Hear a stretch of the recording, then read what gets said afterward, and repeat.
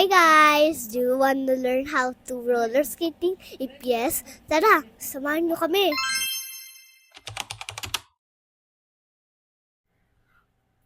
O, 'di ba? May future voice over artist pa. So, hi guys! Today is July 9 and nandito nga tayo sa may Roller Fever. Dito niya lang yan matatagpuan sa may outlet Slipa. Doon yan sa may area ng Field of Rides nila. So, baba lang kayo ng konti. Tapos sa right side, doon nyo siya matatagpuan. And actually, kakabukas lang nito kahapon. So, sobrang fresh pa. But as per Kuya, this is already there. Third branch. They're offering 1 hour, 2 hours, o kaya naman ay all day, 1 to Sawa roller coasting, roller skating. And suppose nyo lang yung first part ng video kasi nandun yung price list nila. And kapag itatry nyo to, I highly recommend magdala kayo ng socks o kaya naman magsuot na kayo para hindi na kayo magbabayad ng additional 50 pesos para sa socks. Ngayon, the earliest age na pwede mag-try nito is 4 years old. Kapag ka naman ng chikiting nyo ay 4 to 6 years old, kailangan merong kasamang adult na mag-roller skate din. Kahit hindi marunong, carry lang. So, ayan, hiyang-hiya nga ako kasi hindi talaga ako marunong mag-roller skate. Pero, carry lang. We're here to learn. So, tanggalin muna natin ang ating hiya. And meron nga silang pabakal dyan. Actually, hindi ko alam yung tawag. But basically, it will guide you while you're trying to learn roller skating. And sobrang mahirap pala mag-balance nito. Hindi ko talaga in-expect na ganito pala siya kahirap.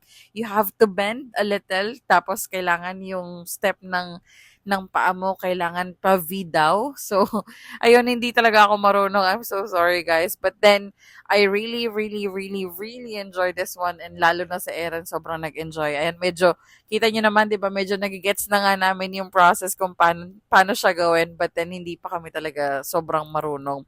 Mahirap yung balance niya. And don't worry sa mga chikiting nyo kasi meron silang mga coaches dyan. Katulad niyan, kasama ni Erin, tinuturuan si Erin na mag-roller skate.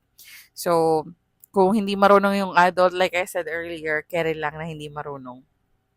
So, yan. Sa side, meron din tayong area kung saan pwedeng mag-intay yung mga adults na hindi naman mag-roller skate.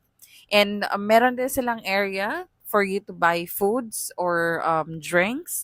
So, halimbawa, 1 hour yung kinuha mo, tapos you want to take a break for like 10 minutes, pwede naman, you can go out of the rink, tapos balik ka na lang once you're done taking your break.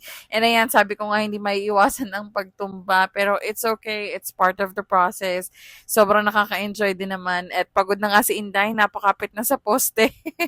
At si Aaron nga daw ay hindi talaga siya napagod, sobrang na-enjoy niya, at gusto niya nga bumalik daw kinabukasan. But, hey. Ayan. So, may nakadikit din na sticker. Naka-indicate dyan yung start time nyo. At yan, pa-wave-wave pa tayo. Para madali nyong malaman kung ano yung end time nyo rin. Diba? Para hindi makalampas. Ayan, sobrang nakakatuwa. Hindi ko na-expect na ganun pala siya kasaya. And yan, tapos na kami. And don't worry, yung mga used gears, nandyan lang yan sa basket. Tapos, isa-sanitize nila yan. And kita nyo naman talagang ina-assist hanggang sa matapos. Sobrang friendly din nila lahat ng staff dyan. So, ayun. I hope you guys enjoyed this video kasi kami talagang nag-enjoy. So, see you on our next video. Bye! Bye!